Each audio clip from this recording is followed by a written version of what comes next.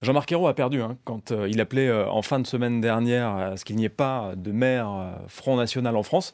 Il savait qu'il prenait des risques. Il n'imaginait peut-être pas que dès le premier tour, Steve Riouat à Hénin-Beaumont allait être élu. 50,26% des voix d'après les chiffres dont on dispose à cette heure. Jacques Bompard sera aussi probablement réélu dès le premier tour à Orange. C'est aussi un maire Rassemblement Bleu Marine. Marine Le Pen peut savourer sa victoire. C'est une validation de sa stratégie pour ces élections municipales. Le FN est au rendez-vous de ses ambitions dans ses bastions. À Perpignan, Louis Alliot arrive en tête très largement. À Avignon, Philippe Lothiau arrive en tête très largement. À Béziers, Robert Ménard, soutenu aussi par le Front National, fait un très bon score et arrive en tête. Fréjus également. Forbach, même scénario. Saint-Gilles, Gilbert Collard, plus de 40%, pareil. Partout, le Front National, dans ses bastions, fait de très bons scores et se place devant les listes UMP et PS.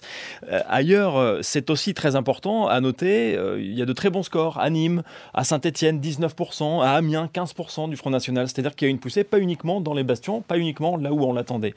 Même si à Paris, on reste aux alentours de 6%, dans certaines grandes villes, le FN, c'est vrai, ne décolle pas. Ailleurs en France, quand même, là où il y avait des listes, c'est un succès. D'un autre côté, la vague bleue est loin d'être aussi forte pour l'UMP.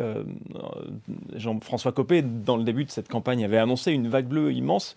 On a du mal à la voir. Cela dit, si on prend les résultats compilés en France, l'UMP, effectivement, arrive avec un total élevé, un total de droite qui est assez fort ce soir. Et l'UMP prend les villes de Florange, de Niort, Amiens va certainement basculer à l'issue du second tour. La situation est en tout cas favorable pour Brigitte Fourré.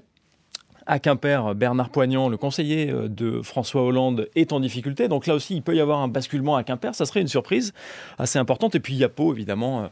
Là, Pau, dynamique très forte pour François Bayrou, qui va donc probablement, à l'issue du second tour, faire basculer la ville à droite. On peut noter aussi les réélections de Jean-François Copé à Meaux, de Christian Jacob à Provins, de François Baron à Troyes. Tout ça, à chaque fois, avec des scores très bons. Donc, pas de vague bleue gigantesque. Néanmoins, une bonne élection, un bon premier tour pour l'UMP.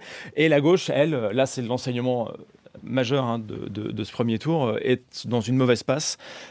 Finalement, le PS n'a que Paris pour se consoler. Paris, où c'est vrai, Anne Hidalgo est en bonne position pour le second tour. À Marseille, ce sera beaucoup plus difficile.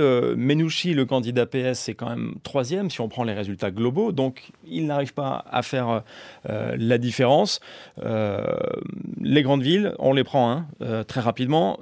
Paris, Marseille, Toulouse, Strasbourg, Bordeaux. Et dans beaucoup de villes moyennes aussi, on a le cas de figure. L'UMP est en tête, arrive avant le PS. C'est un problème, évidemment, pour le gouvernement qui est touché par l'abstention différentielle de manière très claire. L'abstention a beaucoup plus touché la gauche. D'ailleurs, on le voit dans les enquêtes d'opinion, et notamment les enquêtes de notre partenaire Ipsos. Ce sont les jeunes qui ne vont pas voter, ce sont les catégories socio-professionnelles en difficulté qui ne vont pas voter, et ce sont les classes populaires. Très clairement, c'est l'impression d'un politique qui n'arrive pas à protéger qui est sanctionné ce soir.